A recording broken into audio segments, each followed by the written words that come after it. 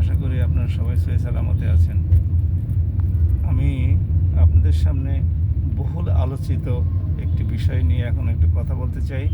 সেটি হলো পরিবেশ।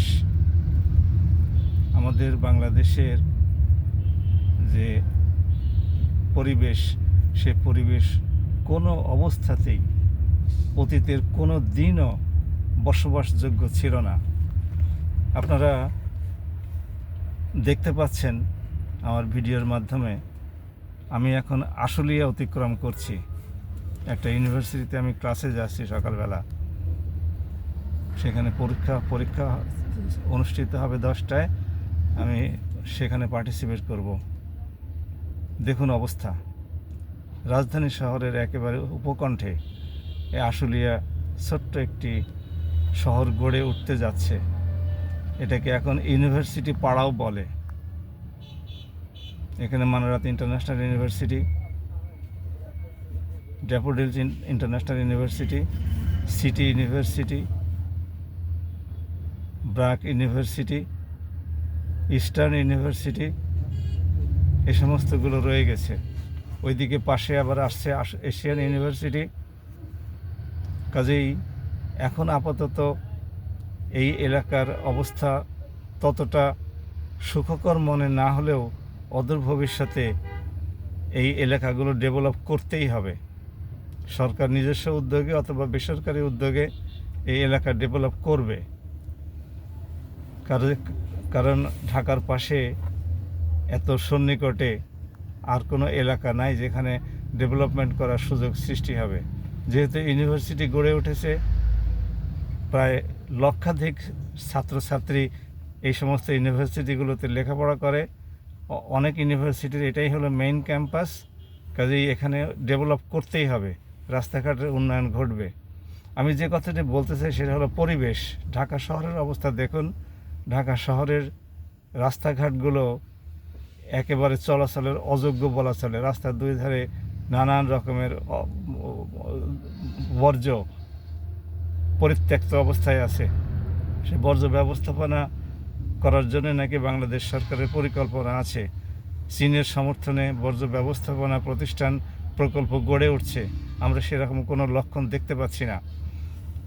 এরপরে যেখানে সেখানে ময়লা আবর্জনা ফেলে বিষাক্ত পরিবেশ সৃষ্টি করা হচ্ছে। নানা রকমের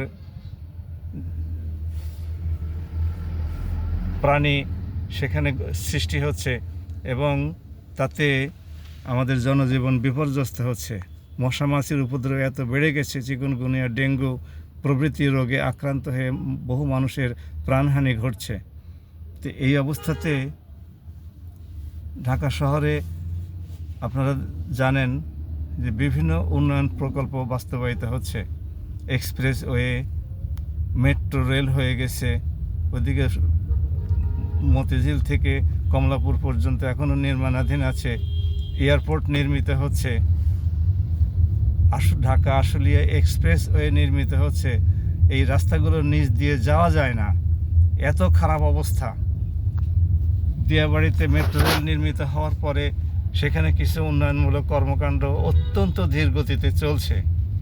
পূর্বাঞ্চলের ওই এলাকায় পূর্বাঞ্চল জলসিঁড়িতে উন্নয়ন কর্মকাণ্ড চলছে। উন্নয়ন কর্মকাণ্ড বলতে শুধুমাত্র রাস্তাঘাট হচ্ছে আর বিল্ডিং হচ্ছে, আর তেমন কিছুই অনুষ্ঠিত হচ্ছে না, তেমন কিছুই প্রতিষ্ঠিত হয় নাই। সেখানে না আছে কোনো বিশ্ববিদ্যালয়। দু একটা বিশ্ববিদ্যালয় তাদের ক্যাম্পাস গেছে, না মরে বেঁচে আছে।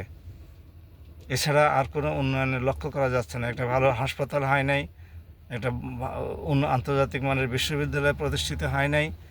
সেখানে কোনো কমিউনিটি সেন্টার আছে, বসুন্ধরা কমিউনিটি সেন্টার আছে, এগুলো খুবই অল্প সংখ্যক, দু একটা প্রতিষ্ঠান গড়েছে। কাজেই এছাড়াও নির্বিচারে বৃক্ষ কর্তন চলছে। বিভিন্ন এলাকায় মিটিং মিছিল করে সেখানে পরিত্যক্ত আবর্জনা এগুলো সব নিক্ষেপ করা হচ্ছে। এগুলো থেকেও আপনার পোকামাকড় এই সমস্তগুলো সৃষ্টি হচ্ছে এবং জনস্বাস্থ্যের জন্য হুমকি সৃষ্টি করছে। এছাড়াও শহরের বিভিন্ন এলাকায় গার্মেন্টস ইন্ডাস্ট্রি হয়েছে। গার্মেন্টস থেকে যে সমস্ত বর্জ্য পদার্থ আছে, সেগুলো নিষ্কাশনের কোনো সুব্যবস্থা নাই। এর ফলে পানি দূষিত হচ্ছে। বুড়িগঙ্গা নদীর দিকে তাকালে পরে একে তো মায়া লাগে যে একটি প্রতিষ্ঠিত নদী কত সুন্দরভাবে থাকতে পারত। আমি ব্যাংককে যখন গিয়েছিলাম, ব্যাংককের মাঝখান দিয়ে, ব্যাংকক শহরের মাঝখান দিয়ে একটি নদী প্রবাহিত হয়ে গেছে। নদীর পানি এত স্বচ্ছ এবং এত মাছ যে দেখলে প্রাণ জুড়িয়ে যায়। ব্যাংকক তো একটা অন্যতম বৃহত্তম শহর দক্ষিণ পূর্ব এশিয়াতে, সেখানে তারা এত সুন্দরভাবে পরিবেশটাকে নিয়ন্ত্রণ করছে। অথচ আমরা এই সমস্তগুলো দেখার পরেও আমাদের মন্ত্রী মহোদয়রা, তারপরে প্রশাসনের কর্মকর্তারা এ সমস্ত শহর তো সফর করেন ঘন ঘনই। একটু সর্দি লাগলে পরে ব্যাংককে যান ট্রিটমেন্টের জন্য, ওনারা এই সমস্তগুলো দেখে আসেন না যে তারা কি সুন্দরভাবে নদীটাকে শাসন করে নদীর দুই পারে বড় বড় সুউচ্চ ভবন নির্মাণ করেছে। অথচ আমাদের পাশ দিয়ে বুড়িগঙ্গা, তুরাগ, আশুলিয়ার বিল প্রভৃতি জলাশয় প্রবাহিত হয়ে যাচ্ছে। সেগুলোর পানিতে হাত দিলেও মনে হয় যে হাতে ঘা হয়ে যাবে, এই অবস্থা।